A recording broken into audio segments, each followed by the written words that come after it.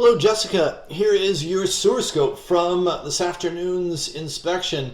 That's me in a basement closet. Not the most convenient of or accessible of cleanouts, but what are you going to do? I got to it. I got the cap off. We're in cast iron to start with, but just for a short length.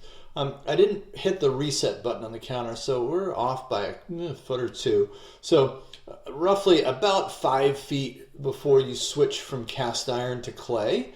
Very, very typical for a house this age. Most of the plumbing under the house is cast iron. And then once we get to the other side of the foundation wall, we switch over to a different material. Sometimes it's a fortified concrete pipe. In your case, it's clay. Notice the roots coming in. It's indicative of clay pipe that at the connection point, since they're just pressure fitted together, you're going to get some root growth coming in. My assumption or hunch is that the family that was living here, and I'm assuming they lived here for a very long time, managed and maintained the pipe. So periodically they came in or had somebody come in and cleared out the roots. A couple of unknowns to that. The first being, how quickly do the roots propagate or grow back into the pipe? It could be, doing it once every year or year and a half. It could be once every 10 years, 5 years, 8 years. We don't know. So that's your job moving forward, is to figure out what the schedule is for maintenance for this pipe.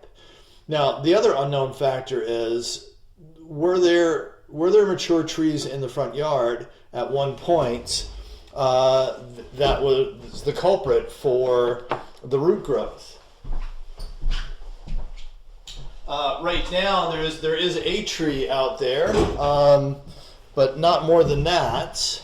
It is possible that one tree is causing all the shenanigans in the pipe, but we don't know that. So again, we just have to kind of get an idea moving forward of what's going on. Notice the white at the end of the tunnel. That's the last little leg before we get to the city connection. This has all the appearances of what would be called a cured in place liner or cured in place treatment. Where they basically spray on this very strong coating, and there we are in the city connection.